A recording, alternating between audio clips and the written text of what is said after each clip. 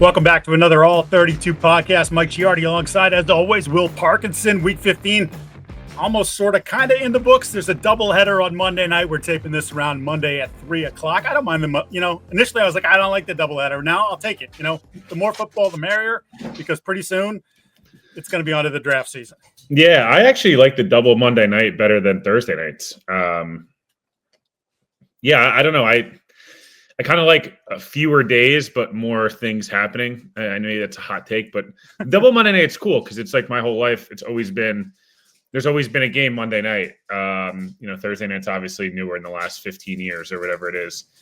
But yeah, no, I like the double Monday night. I'm excited.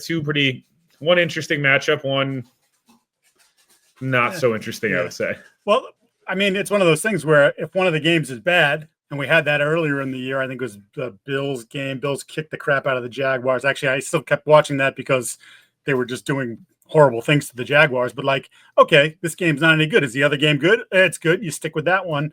Gives you a little bit more diversity. A reminder, this show brought to you by Prize Picks, the exclusive daily fantasy partner of the CLNS Media Network and Game Time Best Tickets. Best prices to get you in to see any event you want to see. Speaking of the Buffalo Bills, a 48-42 win over the previously one-loss Lions. The Lions fall to 12-2. Bills improve to 11-3. 559 yards of total offense for the Josh Allen-led group. Allen over the last 2 weeks, 704 yards passing, 10 touchdowns. He appears to be the MVP. I think you could probably say that is likely to happen. But to me, is this now further proof that the Bills, even though they're not the number one seed in the AFC, are the team to beat in the AFC? Yeah, I get. I mean, I don't. Now you hesitated. Where to go? What's the reservation? It's just the Chiefs have been the Chiefs, and Mahomes, thankfully, has kind of had the LeBron effect, where like a normal guy rolls up on Mahomes, and thankfully, like his body is able to be, is able to kind of fight it, and they obviously are the two-time defending champs. Like I'm not gonna, in any game the Chiefs are playing in the playoffs, I'm probably gonna pick the Chiefs until proven otherwise. That said, I think me and you have both been rightfully not overly high on how they've performed kind of week in, week out. But the resume is what it is. They're 13-1. The Bills are a little 2000s Rams-ish in terms of the way that the defense in 2000 from the Rams was not as good as the 98 defense. 99, 2001, whatever. Like the years they actually played majority of the season. Yep. But their offense was like, we're going to just score 40 plus a game on you. And if you remember that year, they lost to New Orleans in the playoffs because they had a couple turnovers and their defense just couldn't. Isaac had a big fumble and they were coming back and the whole thing. Aaron Brooks beating Kurt Warner and MVP Marshall Faulk. Weird times. Not sure I was expecting to talk about this at this time, but if you remember, that Rams team, the reason I bring it up was Kurt was still an MVP. He was an MVP in that year. Josh is playing like an MVP. Way different quarterbacks, obviously, but they could just every game. It felt like they're going to put up 40. If it's inside, outside, doesn't matter. Like they're putting up 40 plus on you. And I say that because the defense wasn't the same, right, as it was when the Super Bowl year, the two Super Bowl years back to back, but specifically the London Fletcher, Lovey defenses, they tailed off into a middle of the pack defense. And that's why I still have a few questions about the Bills. I think late game, I still don't know that I trust Sean to make the absolute right decision. Sometimes he's wildly conservative and sometimes he's wildly aggressive. We're a week and a day removed from him messing up the end of the Rams game. Not once, but twice. Yeah, exactly. So I think they're awesome. I think they are a well-rounded team. They do rely very heavily on Josh Allen, and that's okay. Josh is playing his best football. I don't think anyone's going to argue that. It was a great win yesterday. Lions are beat up. They made some stupid decisions, but generally speaking, it's good. I just have questions. I know that the Rams and Lions are great offenses. I get it. I'm not telling them the Bills should have given up 10 points, but I do. Even the Chiefs game where I feel like they played so well defensively, it's still like they're giving up mid-20s. I don't know. I just have a little bit of a question mark of team to beat. To me, I'd like to see a little more complete team. But if Josh is going to play like this, we've seen Patrick in the past get hot and roll right through. We've seen other teams do it. So I think they'll be the odds-on favorite.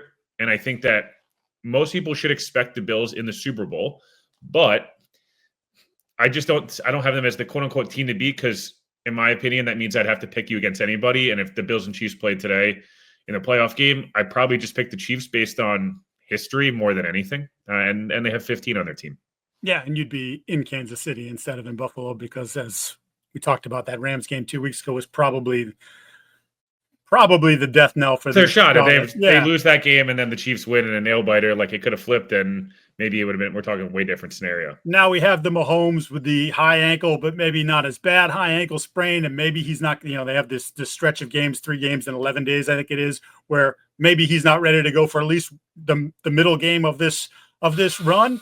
If it's beyond that, well, maybe the door opens a little bit because I can't remember the last time Carson Wentz was a viable NFL quarterback. Maybe early in his first and only year with Indianapolis, maybe like there was a little window where you're like, oh man, he might have done okay with this deal, and then by the end of the year, they're like, no, get this guy out of here.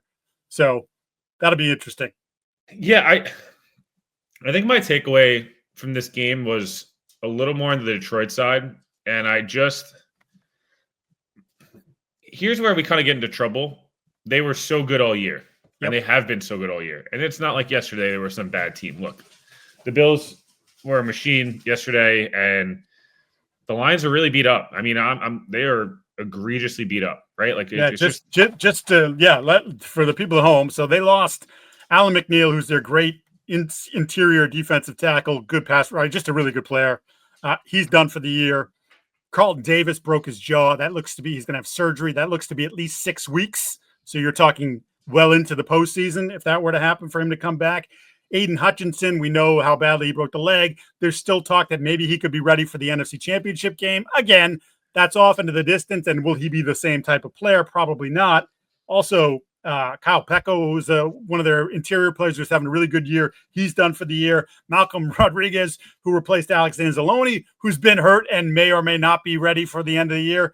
Malcolm Rodriguez is out for the year. There's a couple other guys as well. So they've really defensively, in the front seven in particular, have just hit an incredible rash of injuries that make me think, and I think this is where you were going. I'm sorry to jump in, but just like made me think like maybe they just finally got past the breaking point. Maybe losing McNeil and Davis now just says like, you know what? It looked like it was going to be our year, but we've sustained so many injuries. We can't possibly be the defense that they were even showing signs of without Hutchinson, right? There was a little stretch there where they were still getting pressure on the quarterback. And now it's like, you can't stop anybody.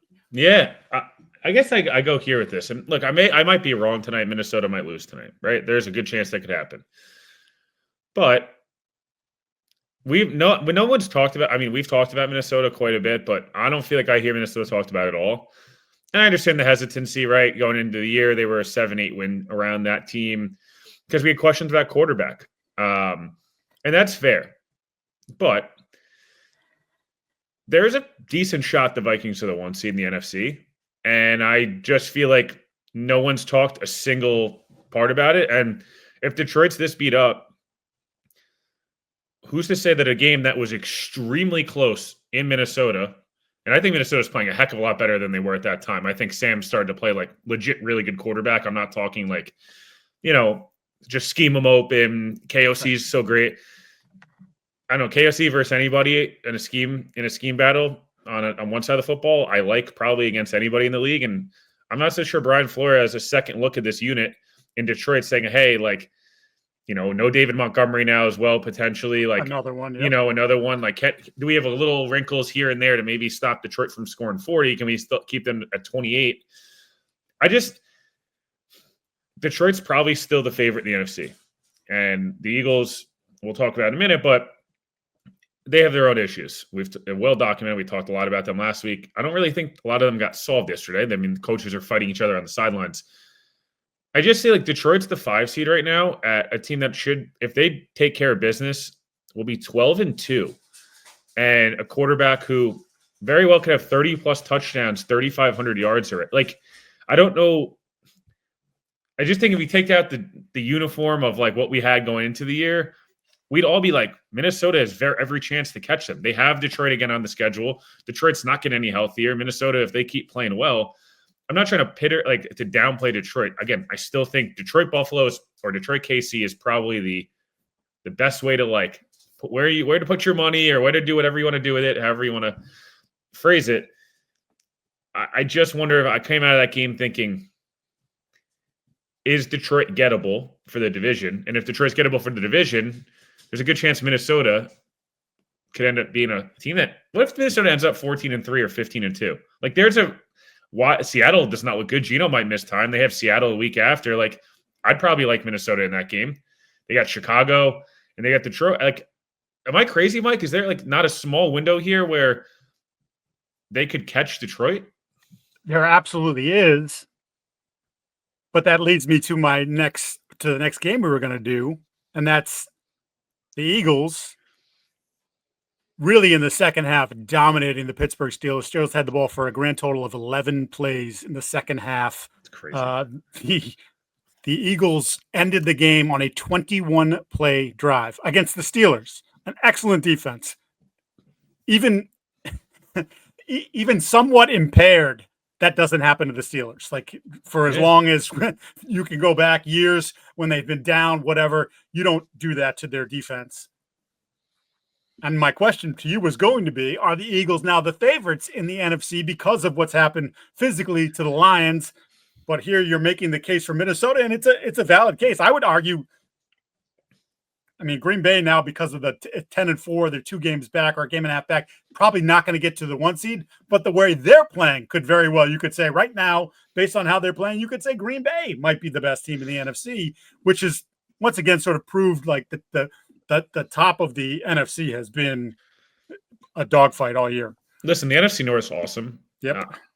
I would expect the Lions to beat the Bears. I'd expect them to beat San Fran the way they're playing, which would lead in the division, would be the last week of the season or whatever it is, with Minnesota. But so Philly is probably, it's a good question. I guess Philly's 12-2 now. Maybe they're the odds. 10 wins in a row. Maybe they're the odds-on favorite in terms of the 1 seed, potentially, just in the aspect of, hey, theoretically, are the Eagles going to lose again? Maybe not. Maybe they have the Washington game and stuff. Maybe that's it. But if they don't win, if they don't lose that, do they go undefeated the rest of the year? Green Bay's got to play Minnesota. Minnesota's got Detroit. And then obviously Detroit's got, Minnesota and whatever. It's kind of jumbled around there. I don't know. And first off, part of me thinks the 3 best teams in the NFC are all in the NFC North. But I guess it's a good question. Here's my problem with Philly right now is it feels like, as well as they're playing on the field in a lot of ways, I think Pittsburgh shot themselves in the foot quite often yesterday. And I think we talked about all year. I think they're a good team. They're not a great team. And I think Philly's so talented that when it clicks a little bit, looks really good. I think they're a team that can get, I just don't like the image of Sirianni and assistant coaches are going at it. The week before it's A.J. Brown and Jalen Hurts. It's the week before it's Brandon Graham. And it's like, at some point you do wonder, is it going to bite them in the ass a little bit? And maybe it won't. And 2 years ago or 3 years ago during, I guess 2022, it didn't bite them in the ass at all. But, last year it did. So it could go really either way. Do you trust? My thing is, do you trust this team? Eagles, Vikings in Minnesota or Detroit, Philly in Detroit. Do you trust Sirianni to not do something stupid? I guess the problem is that you could say the same thing about Dan Campbell, right? He's a more successful, more happy, more Mr. 5 4th downs 2 weeks ago, Mr. Onside kick, and this so I think it's an interesting point. I think some of this is about matchups, right? So I think the Eagles, especially now based on the Lions' injuries and who they're just not going to have for the rest of the year, or who might come back and won't be themselves, that I think the Eagles are the most talented team, 1 through 53, in the NFC. But there are personality problems. The quarterback has been a problem. He wasn't yesterday. The quarterback looked great yesterday. The quote, though, it's right. Well, you're blaming the media? Right. Why are you blaming the media? Because you know what that is, though. That's it's trash, though. Yeah, just look over here. It's not no, you guys are making it up. No, it was real. It's real. It's been real. It's been real with him in particular, him and Sirianni last year. Like, there's all kinds of stuff with that football team, and some same common denominator every time. It's not right. No one's making it up. But when he plays like he did yesterday, which is to say, when you hit your back foot and the ball's out, when he's decisive, by the way, when you throw it to AJ Brown and Devontae Smith, they're really good players. Chances are, in one-on-one situations, they're going to win more times than they lose. Like, these are all things that you would think Jalen Hurts at $55 million a year would have figured out by this point in his career, but it appears at times that he's unwilling to pull the trigger on that, or he doesn't see it as well as he should. He doesn't progress as well as he should. He feels whatever it is, all these different things happen with him. But when they are playing like that, like, I don't care whether you're coming to Philly or they have to go into Detroit or Minnesota, like, they're the best team. It's the point becomes, do you have enough faith in that whole operation, the leaders of that operation, Sirianni, Jalen Hurts, and look, for whatever you want, like, AJ is kind of a leader. He's a big presence in that locker room. Can those guys all build it together and go in the right direction for another, 7 weeks? Yeah. The one other thing I just want to quickly say, the reason that I brought the Minnesota thing up comparatively to some of these other teams, if you look at their 2 losses, they lose at the Rams on a short week on Thursday. They got shafted. They had a chance to win the game. They got shafted on a horrible face mask call. Yep. And then week before, they lost 31-29 to Detroit. So they also haven't lost in a long time. I think Minnesota and Philly are the 2 hottest teams. I think Green Bay is an argument. So is Detroit, obviously. I just think that group, to me, I think the Rams are the team no one wants to play of any team in the NFC or any team in the NFL, really. But I do think they have limitations because health is a huge problem for them. I think the defense, while young and talented, I think some of the guys in the back end, like, Witherspoon's given up the most yards, I believe, in the NFL. Like, there is some issues there. Again, I wouldn't want to play them. I'm not saying I wouldn't want to play any of these teams. I don't know. I look at the NFC, and it's like such a different animal to the AFC this year, which I actually don't think I fully expected, just based on quarterback play and things like that. Again, I really like Philly. They probably are the odds-on favorite to finish as the 1. I don't think anyone wants to see Saquon and AJ and Devontae and all these guys in the playoffs. They're going to get Bryce Huff back, and so that should have helped their pass rush. I still find myself three things with Philly that concern me in a playoff game in a big moment. Do you really trust Jalen Hurts to make, look, he's had some really nice moments in the NFL, but he's also had he has some moments that are not pretty. We talked about it last week. Sirianni, we've talked about a ton. The other one is kind of their secondary. While as good as Quinion Mitchell has been and as good as Cooper DeJean has been, Chauncey Gardner-Johnson finds himself in a lot of precarious situations, and he's usually not on the positive end of it. And Darius Slay is probably, while he's been a great player, he's going to be a borderline. He'll be a Hall of Fame finalist or semifinalist or whatever down the line. I don't know. Like, I like Justin Jefferson or, even a Christian Watson at this point in his career, these other guys. And, if they can get them one-on-one at high points. So I think Philly's really good. I know I'm sounding like I'm soured on Philly after a dominating performance. I don't know. I worry, like, at some point, do they have the leadership overall from that whole locker room? Not just like, I just look back at even some of those Patriots teams, even some of the Chiefs. Like, you have one guy, there's really one voice or 2 voices. It was Bill and Tom, or it's Andy and Patrick, or whatever it is. They just say, everyone shut up, stop, lock it in. And like, I think they have that from an organizational perspective, from Howie and Jeffrey Lurie and all the way down. But like, who's the alpha in that locker room? Is it Saquon? Is it AJ? Is it Jalen? Is it Fangio? Who's the guy that can put their foot down and say, enough? Like, they used that. Jason Kelsey's bit was that guy. He's not there. I know he on TV, like, he's on a million shows. That's my one question, is if like one more blow up happens, because it went from players to coaches now, like, who's next? Who's the guy that's going to put their foot down and be like, enough? Like, we could go in a title. That's my one worry with them. I think the word that I would use to describe it is it's volatile. There's always seems to be something bubbling up with that football team. I just think in general, the NFC postseason is going to be fascinating, and it is going to be a bloodbath. The last team standing, like, it's going to be quite an accomplishment, because, as you mentioned, there are 5 or 6 teams that, if you told me, oh, they're playing for the NFC title game, or they came out of it, I would be like, okay, I can see a path where that happens. Prize Picks is the best place to get your real money sports action with over 10 million members and billions of dollars in award winnings. Prize Picks has made daily fantasy sports accessible to all. You just pick more or less on at least 2 players, up to 6, for a shot to win. Now get this one. Used to be 100 times. Then it was 200 times. Now it is 1,000 times your cash, which is just absolutely insane.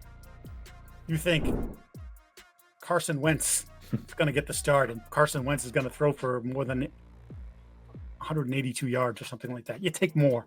You pair that with somebody else. Next thing you know, you can win up to 1,000 times your cash. CLNS takes care of you. Download the app today. Use the code CLNS. You get $50 off instantly after you play your first $5 lineup. Again, download the app today. Use the code CLNS to get $50 off instantly after you play your first $5 lineup. Don't have to win that $5 to get the 50. Prize Picks. Run your game. Little sneaky team that we talked about for a bit. We went away. They've had some injuries, but all of a sudden now the Tampa Bay Buccaneers, again, talk about the NFC, have become the lead dog in that division, improving to 8-6 after a 40-17 beatdown of the incredibly consistent Chargers all year long, right? Like even when they lose, they've been in games and the defense has played well. Well, they got scorched in this football game. Over 500 yards of total offense from Baker Mayfield and company. And I ask you, are they a legit dark horse in the NFC? I'm going to only say yes from this aspect. As good as the NFC is, and I don't think Tampa's, and obviously no Godwin the rest of the year, and, they're not the same team they were 4 or 5 years ago. Obviously, they've changed quite a bit. I do think any given Sunday, we saw it last year, and we've seen it this year as well, they could beat anybody. So, are they a dark horse to win a playoff game? Oh, for sure. There's no doubt about it. They could, who knows, they could get, let's say they finish as the 6th, and they play they play the Rams or play, whatever. I don't know. I'm just making it up or whatever. Yeah. They get Philly in the first round because they dropped to the 7 or some reason. They beat them last year, and it could happen. They beat Detroit last year, this year, and they almost beat them in the playoffs. They have every opportunity. I do think that they are a bit up and down in terms of there's weeks where you're that's not great. So yeah, I'll say they're a dark horse to win a playoff game. Would I be shocked if they're in the title game?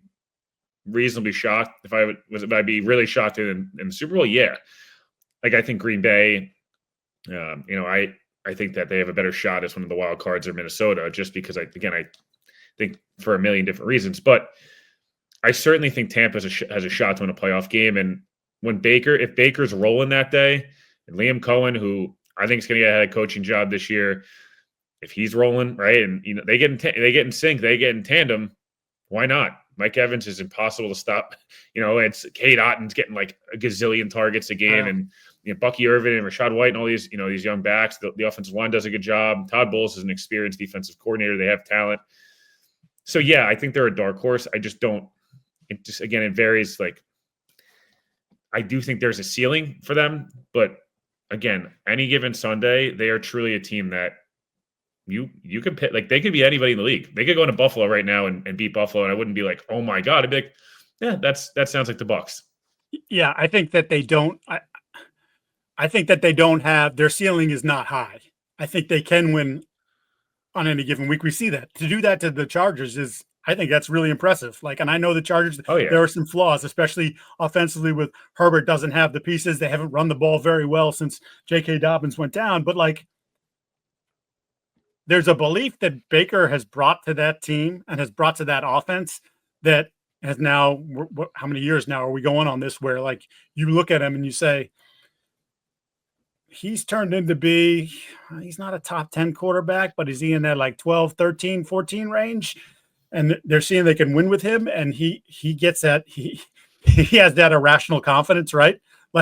He's not the biggest guy. He's got a good arm, not a great arm, but he'll test it. He'll try it. He threw one yesterday, Mike. I don't know if you saw. He got totally fooled. He threw Mike Evans a corner out, and the corner sank and, the corner sank a little bit and baited him and just totally got him. And Cam Hart and Cam Hart and somebody else collided. I can't picture my head. They dropped the interception, but it was like, dude, what world could you think you could have fit that in there? But then he goes back and throws a beautiful ball towards a touchdown. So like, that's my point of, if Baker has a day where he's pretty flawless and Bucky Irvin's going a little bit and Todd gets one or two times where he gets you in a mistake or something, I don't know. I don't know that. Again, I just feel like anybody in the NFC, do you want to play anybody? I guess everyone wants Washington, right? And no disrespect to them, but everyone's looking to play Washington.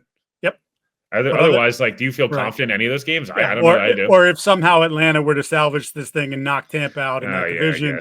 But like, I mean, any team would want to go into Atlanta, right? Like, that said, like, if they get Penix going, I don't know. Let's just say, I don't know. There's a world in which in the next 3 or 4 weeks, if Kirk has a blow up tonight and they go to Penix in the second half because they're like, we have got to salvage this thing. We'll figure it out later. I know it sounds crazy, but again, they're another team where, like, talent wise, you feel like they should be better. Like, I really feel like Atlanta should be better than they are. And I just wonder, I hate their defense. But it shouldn't be a bad defense. Talent wise, there's talent. Raheem Morris is a good coach. Like, what is going on there? It's like they're just not soft physically, but they're soft. Like, they don't scare you. Like, something's off. I don't know. My point just being, like, even them, they're a team where, like, theoretically, we've seen against Tampa multiple times. Can they get hot and just torch you for 40 points because they're on that day?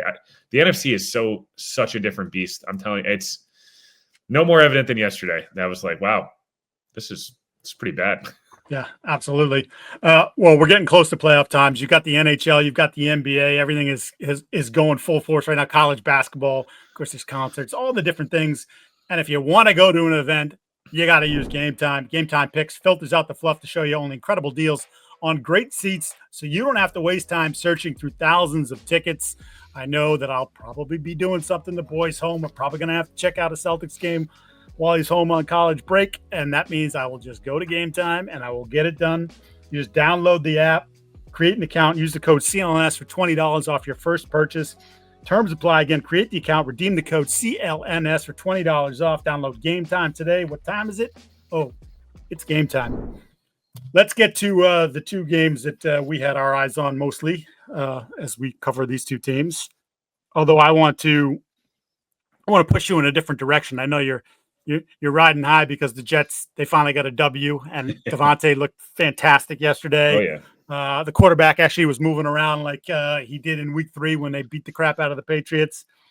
But I still think we're more on the eyes on the prize about what's going to happen with this team in the offseason. And we did get word that they've started the process of interviewing general managers. 2 names have come out. John Robinson, former Titans GM, had a pretty nice little run there until it fell apart after the A.J. Brown trade. And depending on who you believe, he and Mike Vrabel may have parted ways emotionally at that point. And Louis Riddick, who has worked in the Philadelphia and Washington front offices, but has been on TV now for, I don't even know, 10, 12 years, whatever. Yeah. First of all, how do you feel about the 2 names that your friends at the what are they, the 33rd team? Yeah, 33rd team have culled and given to the powers that be over there, Woody Johnson, etc. Yeah, so I'll start with the names that were mentioned. I believe it was James Jones of CBS mentioned the Jets using these guys. They'll get an interview and a fair shot, but guys not with teams, their ability to start the process, before everybody else, because they don't have those guys in position. Obviously, they can't go interview Mike Greenberg and John Spytek with the Bucs because they'll be playing and there's a window for that. Yep. So these are guys that obviously are not in jobs. I'll be curious if from a coach perspective, they interview Rex and Mangini, and these guys are, again, not in jobs. Maybe it's as a favor. I'm not saying that Louis Riddick's getting it as a favor, but I also know that he works alongside Mike 5 days a week on Get Up. And, with the ESPN connection there, is that something of, hey, we want to get your name out there. We're not going to likely hire you, but we'll give you a chance to interview. Maybe some other team takes a shot. If you told me John Robinson's an interesting one because he did have success. He had success with Mike Vrabel. And on the surface, you'd say, oh, like this is a great indication they want Vrabel to get this job. Obviously, though, as we know, whether it's ownership, John Robinson, a mixture of both, there obviously was a falling out there at one point. John Robinson's first few years, drafted fantastic, really smart signings. And then it got post the COVID year, COVID year draft included, it got really ugly for the last 3 years. And, it was Traylon Burks, offensive lineman that can't come to the top of my head. He played like 2 games Wilson, in the NFL. Yeah, Wilson. I believe, from I think Georgia. Caleb Farley was either 20 or 21. Yeah, top 12 pick. It got ugly there. So I don't hate the process of, hey, maybe they picked their, if in my head, maybe they're going, hey, we want to interview Robinson and pick his brain on Vrabel and see, can we get more intel there? What makes him tick maybe, and kind of use that as some intel.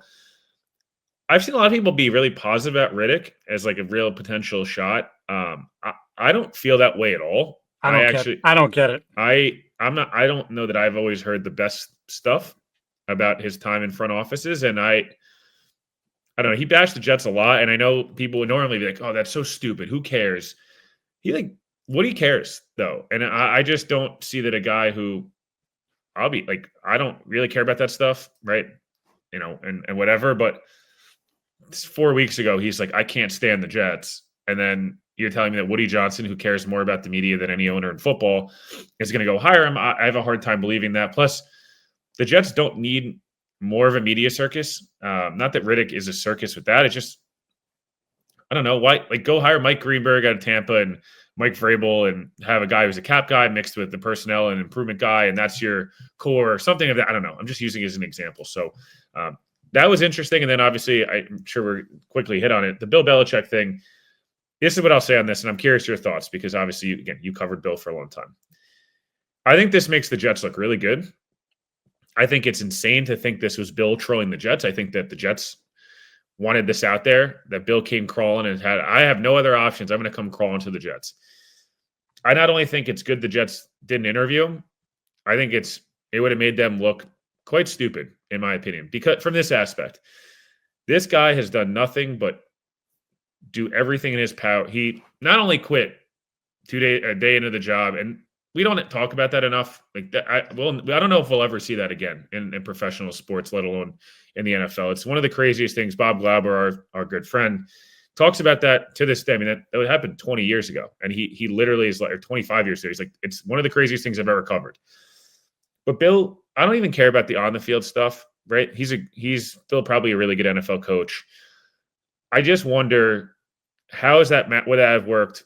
Is it worth the circus that he would have brought to New York in terms of the attention? Would it have meant keeping Rodgers? Would it have meant bringing his whole staff? Was his eye short-term, long-term? Was it to get one over on Woody and like, hey, I couldn't make it work with the Jets, but I think the Jets, like, there's something about it felt off. And I feels like the Jets wanted that out there. And again, I think it's a good thing to say, like, no, this is a desired job. And Bill Belichick, for all the crap he's talked about us, even wanted an interview. I didn't get the fit. I don't know, Mike. I don't know how you feel about it. I felt like it almost made Bill look a little desperate. I think it made Bill look desperate because I think Bill was desperate. Again, we sort of talked about this over the last week and a half. He thought he was getting the Atlanta job. And then Rich McKay and Terry Fontenot sort of told Arthur Blank, like, he tells you he just wants to be the coach. That's not the way he's going to operate. And then since then, he takes the landscape of the entire league and realizes, I'm not going to be the first choice or the second choice or maybe even the third choice for any of these openings that are happening now or are going to happen when the season's over. So, as I said, basically, you can't fire me. I quit. Yep. Sort of. I'm going to take my ball and go to college. The one thing that I thought of, the one place where it made sense for the Jets, and we've talked about this on this pod a number of times, is the Jets haven't had an identity since Rex was there and he was rolling in 2010, 2011. They've had an identity. It just hasn't been a good one. Right. And of all the things that you can say about Bill, and look, maybe he doesn't have the fastball anymore. Certainly that appeared to be, at least personnel-wise especially, but you could even look at some of the game planning stuff and say he's not the same guy he used to be. But let's just say you get good Bill, not even great Bill, good Bill. He would give you an identity and establish a culture that I think that you guys have clearly been lacking there. Yeah. And that would be, to me, the best part of Bill. Again, I don't know whether he could be the guy who used to shut down rookie quarterbacks and then stop shutting down rookie. Like the whole thing, but just that notion alone would give a direction that the Jets feel like they haven't had, again, since it was the Tannenbaum and Rex pairing. Yeah, the only last thing I'll say on this game and just kind of how it impacts the future, because these things all obviously go hand in hand. Look, I thought Davante was special yesterday. I think he's been really good mostly the whole time he's been with the Jets. Hasn't been perfect, obviously. I think it took him a few weeks to get going. Maybe the hamstring was at least not 100%. I think he could have played at some points, and I think he knew what he was doing, but I also think it's not insane to think he could have been a little banged up and getting his feet under him at least a little bit early on. He's a guy that in the last 6-7 weeks, I mean, throughout the whole year, we talk about Davante like he's not an elite guy still. I think he's 6th in yards per game in the NFL. Like, he's still a really damn good player, and yesterday was dominant. I mean, he scored 3 times. They want to get overturned. He gets it. He gets stopped at the 1. Like, he's a guy who could have had 230 at a drop yesterday. He could have had 230, 240, and 3 or 4 touchdowns. I mean, that's special no matter what age or player or team. It's the NFL. I thought Rodgers was really good. He missed 1 or 2 throws that I was like, dude, get it out there. He had one deep out to Garrett where he just like didn't put it on him. And it's not perfect, but he ran for 40 plus yards yesterday. I mean, that's if you took Rodgers week 1, 2, and 3 when he was fully healthy, the week 1 is kind of hard to, I don't want to say you throw it out, but first game back from an Achilles, it's like you knew he wasn't going to look great, but I thought he had some nice moments. Week 2, I thought the second half he was really good. He had the 2 touchdowns, and then week 3, 3 touchdowns and the 280 plus against the Pats. He gets hurt against Denver, and then he was pretty up and down, but mostly just erratic and didn't want to get hit, didn't move well, had some nice moments. Wasn't a great quarterback until the bye. Since the bye, he's got 13 touchdowns, 1 pick. And look, I'm not saying it's perfect, and I'm not saying they should run it back, but I almost think it's just a frustration of like, man, like the 7 weeks he's had a healthy hamstring, like he's got like 17 touchdowns, 2 picks. There were 17 touchdowns, 1 pick, and like the 1 pick, it did kill the Seattle game for sure. I'm not saying it didn't, but like he looks 80% of what we expected. And like should be good enough if the Jets defense or special teams have been good enough. You can't promise he's going to be healthy. The dead cap stuff is a real thing. If the new head coach, I'll leave it at this. We can move the Patriots. I truly think it should go as this with the Jets. And I actually think with a lot of these openings, it should be the same conversation, whether it's Dallas, potentially Jacksonville, potentially Chicago, whatever it is. Like the GM or head coach is going to come in. Either they get hired together, however the chain of command is, they're all different organizations. Let's just play out the scenario I just mentioned. They hired Mike Greenberg from Tampa and they hired Vrabel. And Mike's like, both Mikes are like, I really want Aaron back. I want to have a competitive floor next year. And we think if we have a good backup plan, we draft the young kid, we want him back. I mean, you talk him into it, I'm down. I'm interested. I'm fine with that because that means that they're making the decision. I just don't want in that interview room Woody Johnson and whoever else, the powers that be, to put any, it's up to you guys. It's not you're taking Aaron. That's what they do with Sam Darnold. And I think that's why they were able to attract a Robert Saleh and say, hey, like you and Joe Douglas make the decision. They made the wrong one, but at least it was their decision.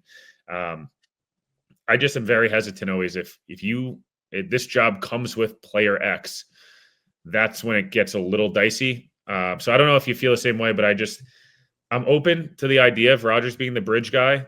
If everyone's on board and he's on board, I would do everything I could to keep Davante. I think the best chance the Jets have to keep Davante is actually Rodgers retiring. I think if he goes somewhere else, I could see him saying, hey, I want to go with Aaron, cause 100th touchdown. And that was really cool. I think he's their 4th all time, approaching 3rd all time for most, pairings. I do think if he retires or Rodgers is back, Davante will be back. And Davante, Garrett, and Breece Hall going into next year for a full season could potentially be, something to watch. I don't know how you feel on that, and then we can move to the Pats, obviously. I would not get in bed with Aaron Rodgers anymore. I understand sort of because you're sort of betwixt and between. What's the answer? Say? What are the other options? You and I were texting about it looks like the Will Levis era is going to be over in Tennessee. Is he pop free? Is that someone you trust to be your bridge guy? I mean, 1 week he looks great. The next 2 he looks like garbage.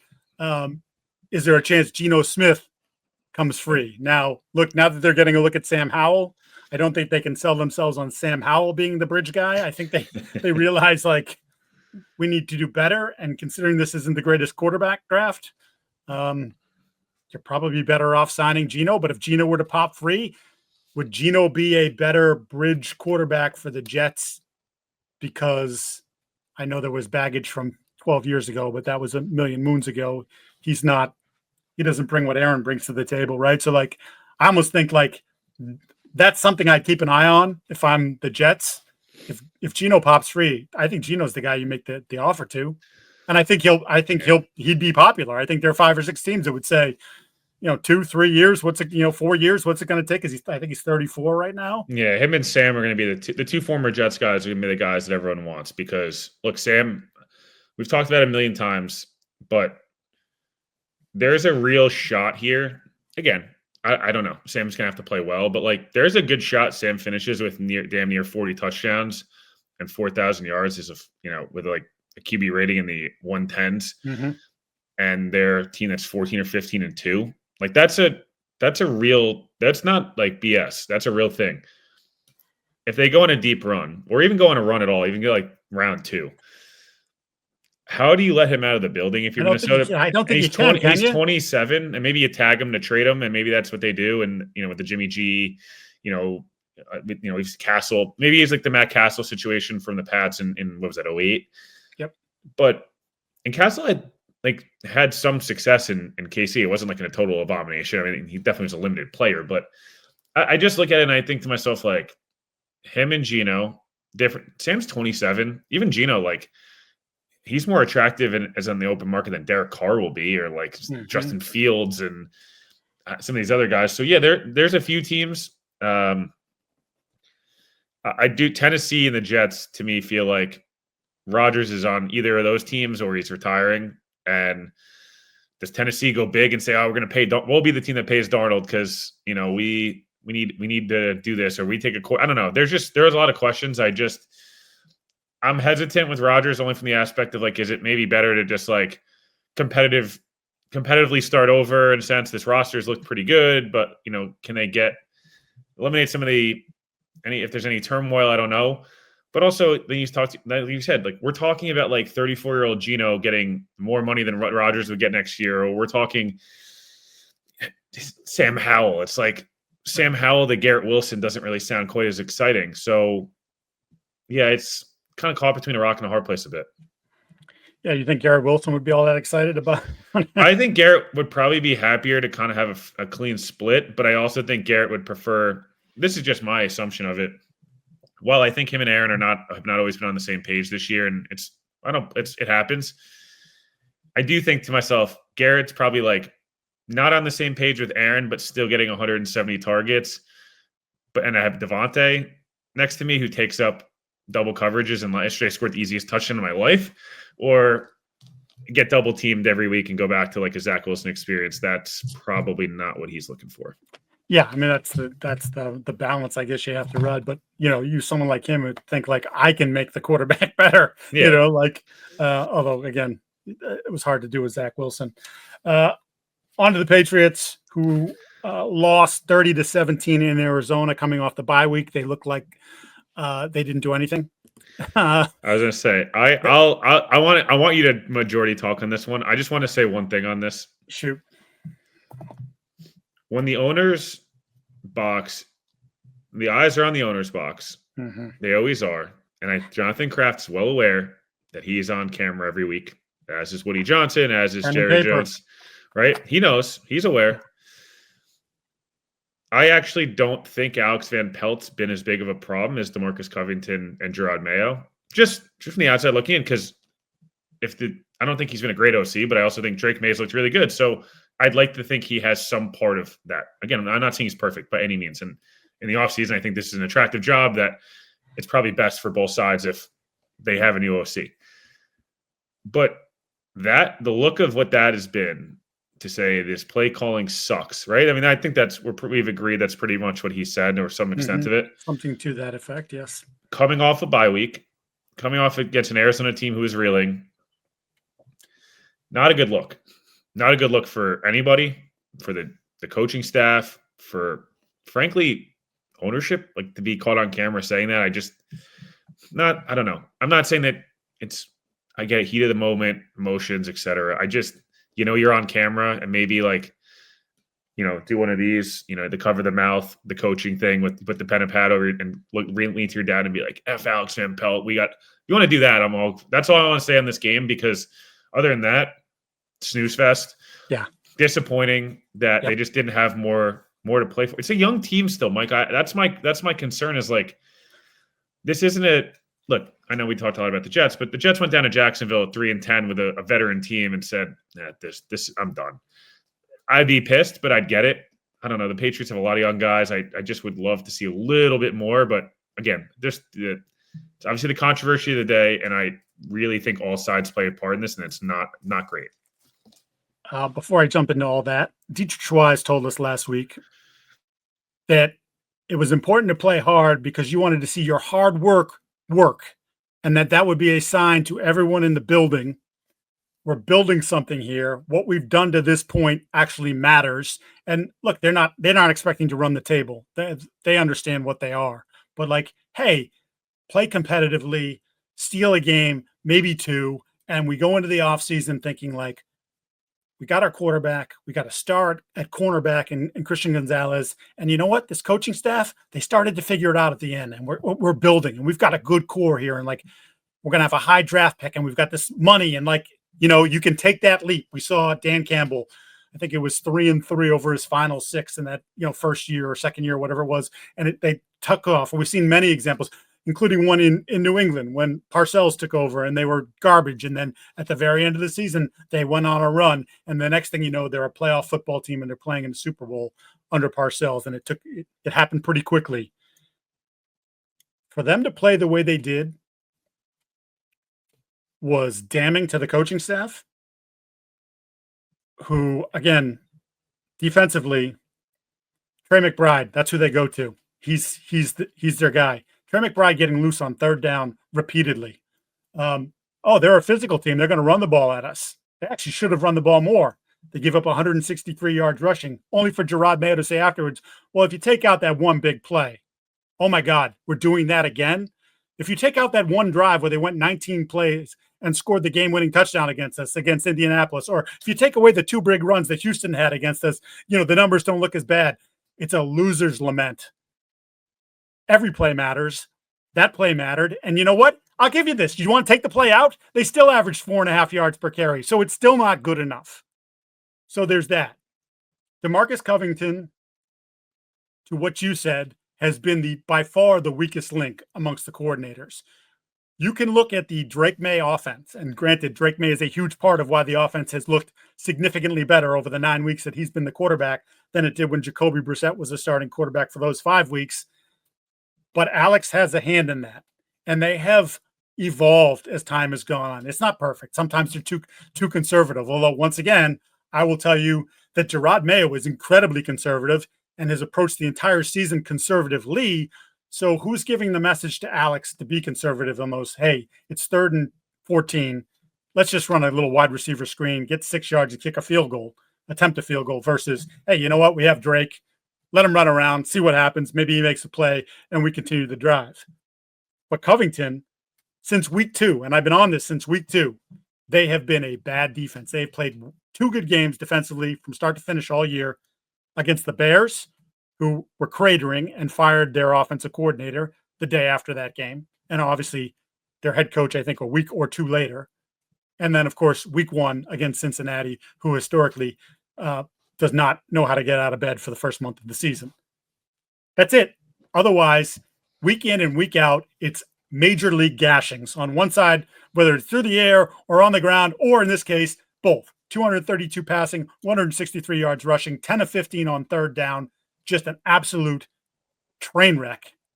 But once again, after the game, Mayo continues to say, oh, we had guys in position to make the plays on defense. He doesn't say that about offense. He says it about defense, which continues my theme of there's a divide.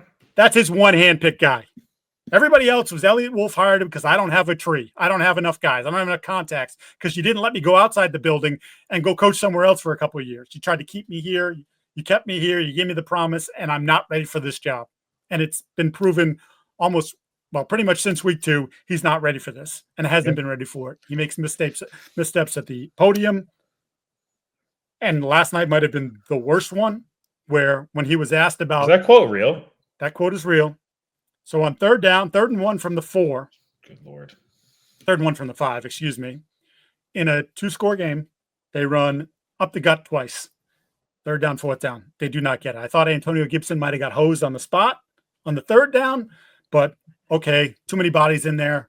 4th down, run it up the gut, linebacker unblocked, scrapes off the nose guard, blows up the play, stops Ramondre Short.